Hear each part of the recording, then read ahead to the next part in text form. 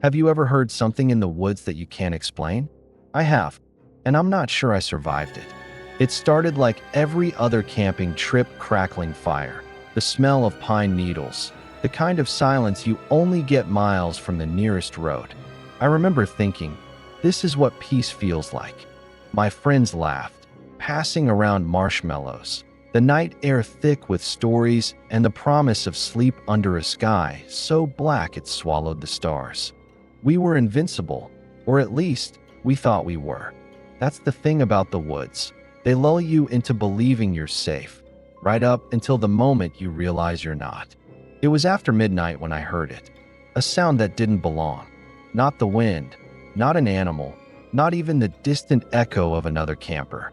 It was deliberate, like someone or something was moving just beyond the reach of our firelight, circling, waiting. My heart hammered in my chest, and I tried to laugh it off, but the laughter died in my throat. I glanced at my friends, but their faces were pale, eyes wide, listening. We all heard it. The snap of a branch, the slow, dragging footsteps. Closer, closer. I wish I could tell you what it was. I wish I could say we were brave, that we stood our ground. But the truth is, we froze. And in that moment, I realized the woods weren't empty. We were being watched. But that was just the beginning. If you're new here, welcome to the channel that brings you the stories you wish you could forget. The ones that crawl under your skin and stay there long after the video ends. Tonight, I have 3 true camping horror stories for you. The kind you'll wish you never heard, but won't be able to stop thinking about. So, if you think you're ready, settle in. Because what happened to me is just one of 3 stories I have for you tonight. I've always been the kind of person who craves solitude. Not the lonely kind, but the kind that feels like a deep breath after holding it in for too long. That's why, every year, I take a solo camping trip, just me, my pack, and the wild. My friends never understood it. You're crazy for camping alone, they'd say, shaking their heads as if I'd just confessed to skydiving without a parachute.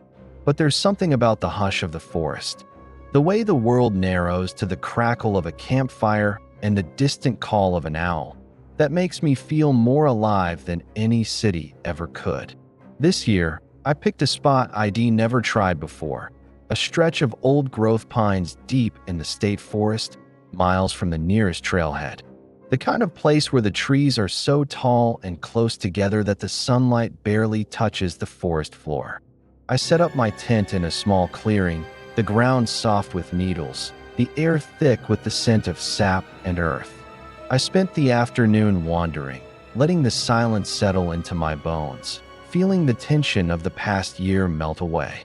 By dusk, I'd built a fire and cooked a simple meal, watching the flames dance as the sky faded from gold to indigo. There's a peace that comes with being alone in the woods, a sense of being part of something ancient and vast. I remember thinking, as I crawled into my sleeping bag, that I'd never felt safer.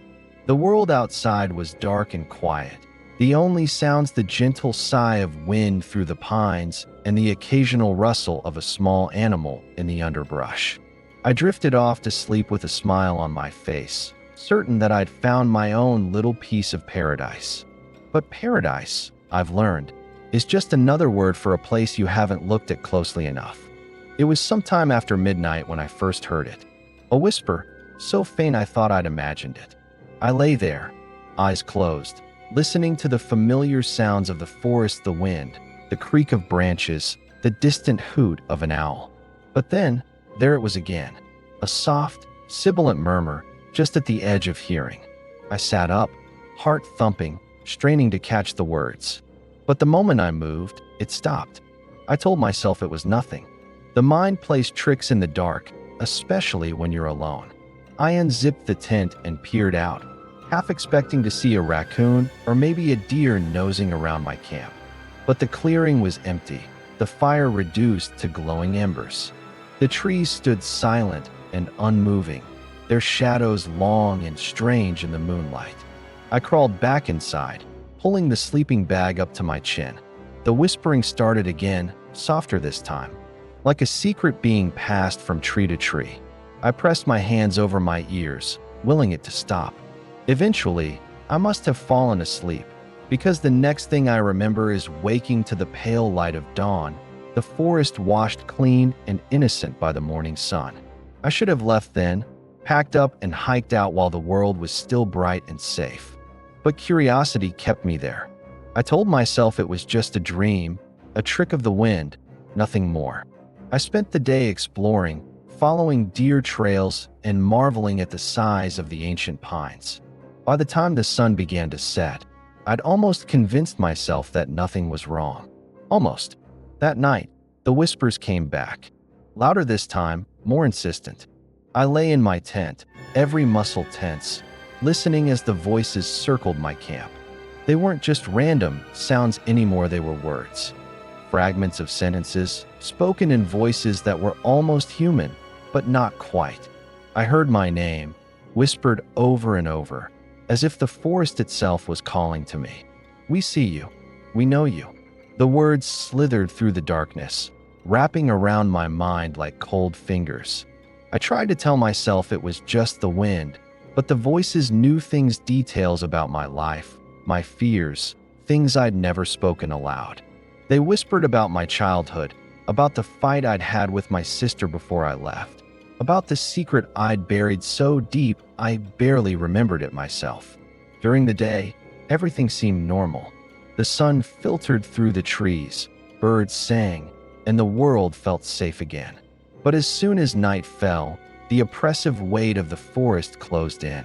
The air grew thick, heavy with the scent of rot, and something else, something metallic and sharp. I stopped sleeping, too afraid to close my eyes. I sat by the fire, clutching my flashlight, jumping at every sound. I tried to rationalize it. Maybe there were other campers nearby, playing a prank. Maybe I was just overtired, my mind inventing threats where none existed. But deep down, I knew the truth. The forest was watching me. The pines, ancient and silent by day, became something else at night, something hungry. On the third night, the voices grew bolder. They pressed against the thin walls of my tent, whispering in a dozen different tongues, all of them wrong. I heard laughter, low and mocking, and the sound of something dragging itself through the needles just outside.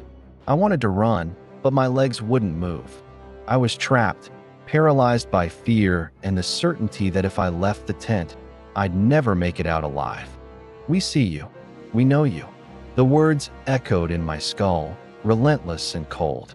I covered my ears, but the voices only grew louder, filling the space inside my head. I don't know how long I sat there, rocking back and forth, whispering to myself that it wasn't real. But the forest didn't care what I believed. It had already decided what I was.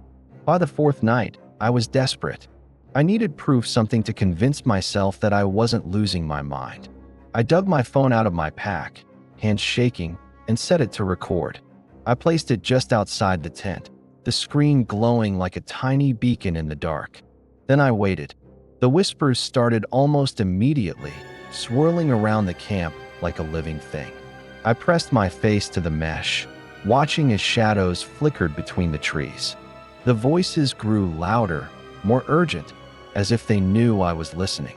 I heard my name again, spoken in a voice that sounded like my mother's, then twisted into something unrecognizable. Something brushed against the side of the tent, a slow, deliberate stroke, like fingers tracing the outline of my body. I bit down on a scream, clutching my knees to my chest. The air inside the tent grew cold, so cold I could see my breath. The voices pressed closer, overlapping, a cacophony of secrets and threats. We see you. We know you. You can't leave. I don't remember falling asleep. I must have passed out from exhaustion or fear, because the next thing I knew, it was morning. The sun was shining, birds were singing, and the forest looked as harmless as ever. My phone was still outside, screen dark, battery dead. I picked it up with trembling hands, too afraid to check the recording. I still have that file. I've never listened to it all the way through. Sometimes, late at night, I think about playing it for someone else just to prove I'm not crazy. But every time I try, something stops me. Maybe it's fear. Maybe it's something else. I'll play it if you dare. But don't say I didn't warn you. I left the forest that morning, moving as quickly as I could, never looking back. But the whispers didn't stay behind. I hear them sometimes, late at night, when the world is quiet and the shadows are long. They slip through the cracks in my walls, curl around my dreams, remind me that the forest never really lets you go. If anyone else has heard the pines, let me know in the comments. Maybe together we can figure out what they want. Or maybe we read just the latest in a long line of people who thought they could walk into the woods and come out unchanged. I still hear them sometimes, even now, when the wind is just right and the night is too quiet. I hear my name whispered in a dozen voices, all of them wrong. And I wonder if I ever really left the forest at all. But that's nothing compared to what happened to the next group. We were 4 friends, crammed into a battered Subaru, chasing the last days of summer down winding back roads. The plan was simple: drive until we found somewhere new, somewhere the world hadn't paved over yet. We'd done this every August since high school, a tradition that survived college, jobs, and the slow drift of adulthood. There was me, the unofficial navigator; Jamie, who always brought too much gear; Mark, who could make a joke out of anything; and Tasha, who kept us all from getting lost or killed most years. The car was thick with the smell of fast food and sunscreen, windows down, music blaring. We argued about playlists, swapped stories, and made up new rules for the road trip game. Mark was in rare form, riffing on every sign we passed. "Welcome to nowhere. Population, us," he announced as we crossed into a county none of us had heard of. Jamie rolled her eyes. "Dude, this place isn't on Google Maps," she said, squinting at her phone. "Seriously, it's just a blank spot." Tasha grinned. "That's the point, right? No signal, no stress. Just us and the woods." I nodded, feeling that old thrill, the sense that anything could happen out here, away from the world's watchful eyes. We were invincible, or at least, we wanted to believe we were. We drove until the sun started to dip, painting the sky in bruised purples and gold. The road narrowed, then turned to gravel, then to dirt. Trees pressed in on both sides, their branches arching overhead like the ribs of some ancient beast. We should have turned back, but none of us wanted to be the first to say it. Instead, we laughed, cranked the music louder, and kept going. That's South the thing about road trips. You never know when you cross the line between adventure and mistake. Not until it's too late. We found the campground by accident. 1 minute, we were bouncing over potholes, arguing about whether we'd have to sleep in the car. The next, the trees opened up, and there it was, a perfect clearing, ringed by tall pines, the ground soft and flat. There were picnic tables, a fire pit, even a stack of neatly chopped wood.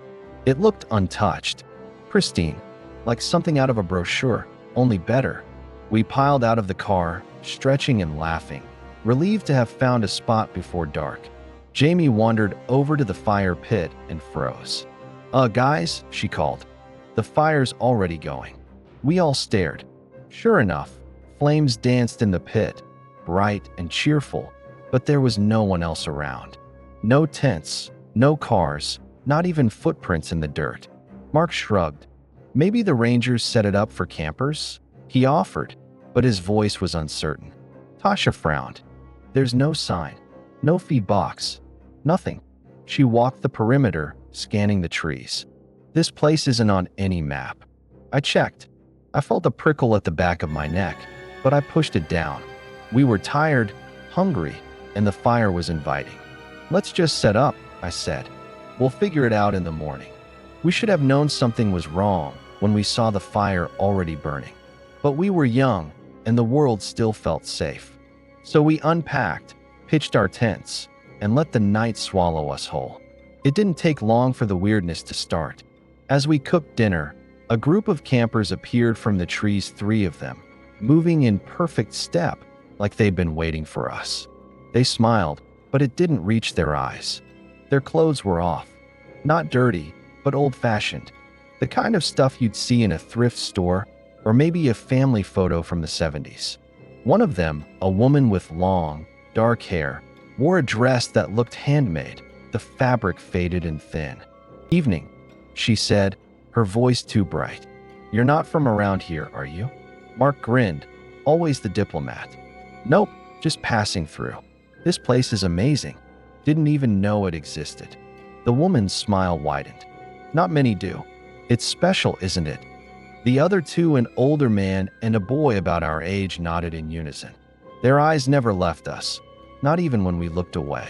Jamie tried to break the tension. "So, how long have you been camping here?" The boy tilted his head. "A while," he said. "Time moves different here." The man laughed, a dry, rasping sound. "You'll see." They sat with us for a while, but didn't eat or drink. They just watched, asking questions that felt too personal: where we were from, who was waiting for us back home, if anyone knew where we were. Tasha grew quiet, her hands twisting in her lap. I tried to keep the conversation light, but every answer felt like a mistake. Eventually, the trio stood. "We'll see you around," the woman said, and they melted back into the trees, silent as shadows. We tried to laugh it off, but the mood had shifted. The fire seemed colder, the woods too quiet. Mark muttered, "Creepiest camp hosts ever," and Jamie shushed him, glancing over her shoulder. We went to bed early, but I couldn't sleep. Every time I closed my eyes, I saw those three faces smiling in the dark. I told myself it was just nerves, that we'd laugh about it in the morning. But deep down, I knew something was wrong. Night fell hard and fast. The air grew thick, heavy with the scent of smoke and something sweet, almost rotten. I woke to the sound of footsteps outside my tent, soft, deliberate, circling. I held my breath, listening as they moved from tent to tent, pausing just long enough to let me know they were there. I heard whispers, low and urgent, but couldn't make out the words. I fumbled for my phone, but there was no signal, no light, just the endless dark pressing in on all sides. At dawn, we packed up in silence, eager to leave. But when we tried to find the road, the path twisted back on itself, leading us in circles. The trees looked the same in every direction, the sun never quite breaking through the canopy. We walked for hours, but the campground was always just ahead, the fire still burning, the picnic tables untouched. Panic set in. Jamie started to cry, her voice thin and desperate. "We're lost. We're really lost." Mark tried to joke, but his laughter was hollow. "Maybe we're in the twilight zone," he said, but no one smiled. We split up, searching for any sign of the road. That's when I found our car parked exactly where we'd left it, but covered in rust, the tires flat, the windows clouded with dust. It looked like it had been abandoned for years. I called the others, my voice shaking. They came running, staring in disbelief. "This isn't possible," Tasha whispered. "We just got here. We tried the doors, but they wouldn't budge. The keys didn't fit.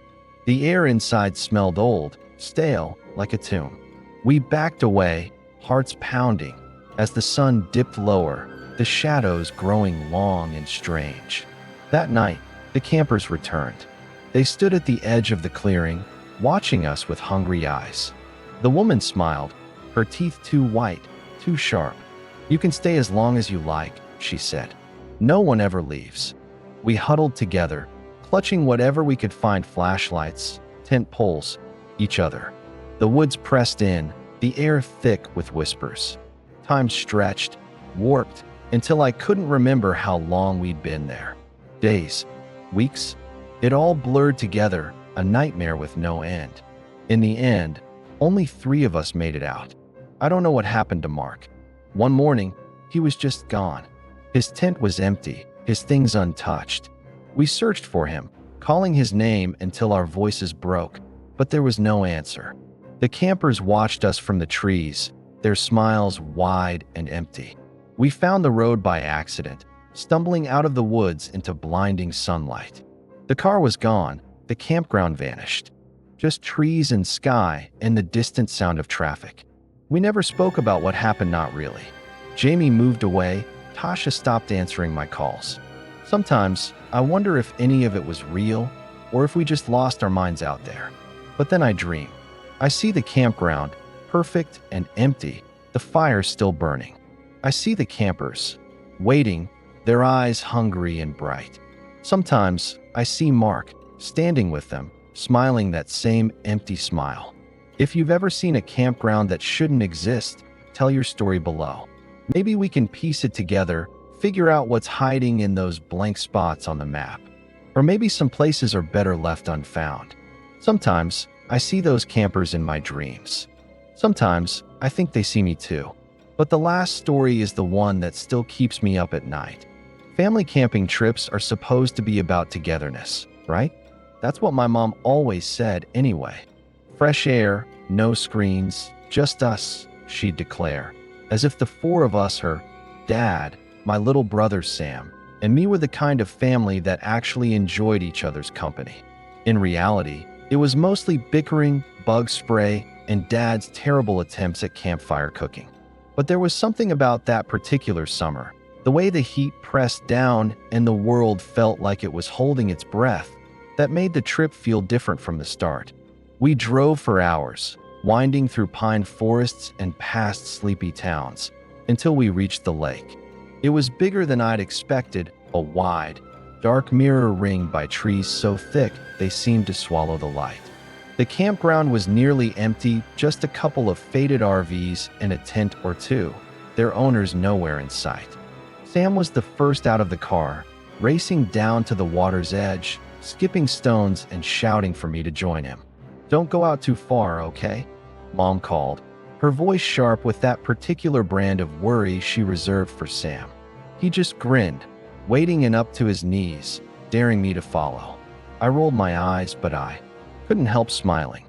For a moment, it felt almost normal, just a family, a lake, the promise of a weekend without homework or chores. We set up camp, argued over who got which sleeping bag, and roasted marshmallows until the sky turned purple and the first stars blinked on. Dad told one of his corny ghost stories. Sam tried to scare me with a flashlight under his chin, and Mom pretended not to be annoyed when we laughed too loud. It was the kind of night you look back on and think, that was the last time everything was okay. Only, you never know it at the time. The first sign that something was wrong came the next morning. I woke to the sound of Sam whispering my name, urgent and scared. He was crouched by the tent flap, eyes wide, pointing toward the lake. "Look," he hissed. The water was perfectly still, except for a single ripple moving across the surface, slow and deliberate, as if something massive was gliding just beneath. I squinted, trying to make out what it was, but the sun was in my eyes. "It's probably a fish," I said, but Sam shook his head. "It's too big," he whispered, "and it's been there since before sunrise." Later, as we ate breakfast, we noticed the campground was even emptier than before. One of the RVs was gone, and the tent by the far shore had collapsed, its owners nowhere to be seen. Dad shrugged it off, probably packed up early, but Mom looked uneasy. That afternoon, we found a dead raccoon by the water's edge. Its body was twisted, half submerged, eyes wide and glassy. Dad said it was probably a coyote, but there were no bite marks, no blood, just wrongness. At the camp store, I asked the ranger about the lake. He was an old guy, leathery and silent, with eyes that never quite met mine. When I mentioned the ripple, he stiffened. "Don't go out after dark," he said, voice low, "and don't let the little one near the water." I tried to laugh it off, but he just stared at me, unblinking. "There's things in that lake older than this town. Best you remember that." When I told my parents, Dad rolled his eyes. "Local color," he said. "Every lake's got its stories." But Mom made us promise to stay close to camp after sunset. Sam pouted, but I could tell he was scared. So was I? We should have left then. But we didn't. That night, the air was thick and still, the kind of heat that makes it hard to breathe. We sat by the fire, swatting mosquitoes and listening to the distant croak of frogs. Sam was restless, poking at the embers, glancing over his shoulder at the lake. I tried to distract him, but he wouldn't settle. Sometime after midnight, I woke to the sound of footsteps outside the tent. At first, I thought it was Dad, but then I heard Sam's voice high, panicked. "It's got him. Help!" I scrambled out, heart pounding, and saw Mom and Dad already by the water's edge. Sam was in the shallows, screaming, reaching for something I couldn't see. Dad plunged in, grabbing Sam around the waist, hauling him back. For a second, I thought it was over. But then something surged up from the black water, something huge and slick, with too many limbs and eyes that glowed like coals. It wrapped around Dad's leg, dragging him under. Mom screamed, wading in after him, but the thing was too strong. I saw Dad's face, twisted in terror, his mouth open in a silent scream as he disappeared beneath the surface. The water churned, frothing and red, then went still. We stood there, frozen, the three of us, staring at the place where Dad had been. Sam sobbed, clutching Mom's arm, and I felt something inside me break. I wanted to run, to scream, to do anything but stand there and watch the lake swallow my father whole. We stumbled back to camp, locking ourselves in the car, too afraid to sleep. Every time I closed my eyes, I saw that thing, its eyes, its hunger. I heard Dad's voice, calling for help, fading into the dark. When the sun finally rose, the lake was calm, the water glassy and innocent. There was no sign of Dad, no blood, no struggle, nothing but our footprints in the mud. We tried to get help, but the world outside the lake felt wrong. The road out of the campground twisted in ways it hadn't before, doubling back on itself, the trees pressing closer. The camp store was closed, the ranger's cabin empty. Our phones were dead, the screens flickering with static. It was like the world had shrunk, trapping us in a loop of fear and confusion. We drove for hours, but every turn brought us back to the same stretch of road, the same faded sign, the same empty campsites. Mom grew frantic, her hands white-knuckled on the wheel, muttering prayers under her breath. Sam stopped talking, staring out the window with hollow eyes. When we finally found a town, it was as if nothing had happened. The police listened to our story, took our statements, but their eyes slid away from mine, their faces blank. They searched the lake, sent divers down, but found nothing. No body, no sign of struggle, not even a ripple on the water. "The lake's clean," one of them said, voice flat. "No evidence of foul play. But I know what I saw. I know what took my father." We stayed in a motel that night, the three of us huddled together, too scared to sleep. Mom tried to call family, but the lines were dead. Sam wouldn't eat, wouldn't speak. I lay awake, listening to the drip of the bathroom faucet, the hum of the air conditioner, and wondered if we'd ever really left the lake at all. Sometimes, I think we didn't. We never went back. Mom sold the camping gear, packed up the house, and moved us across the state. She told everyone Dad drowned, that it was a freak accident, but I saw the way her hands shook when she said it. Sam started sleepwalking, waking up in the middle of the night with wet footprints on the carpet. I started seeing things, shadows in the corners, eyes in the dark, the sound of water where there shouldn't be any. I tried to tell myself it was trauma, that my mind was playing tricks. But sometimes, late at night, I hear something moving in the pipes, slithering through the walls.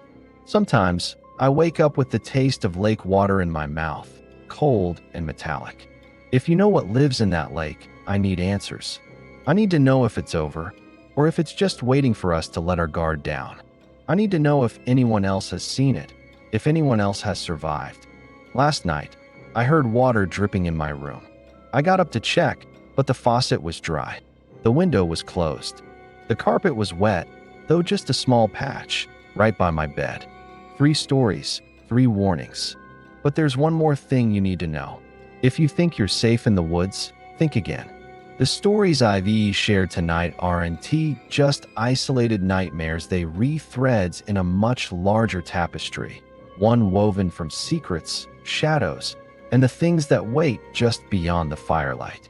Maybe you've heard the whispers in the pines, or stumbled onto a place that shouldn't exist, or felt something ancient watching you from the water's edge. Maybe you've told yourself it was just your imagination. But what if it wasn't? There are more stories out there, maybe yours is next. If you've experienced something you can't explain, drop it in the comments. I read every single one, and you never know when your story might end up in a future video. For those of you who've been here before, you know this channel is a place for survivors, skeptics, and believers alike. Share your theories, your warnings, your jokes. Just don't turn your back on the dark. So sleep tight. And if you hear something outside your tent tonight, don't look. Some things are better left unseen. And some stories, once you hear them, never really let you go.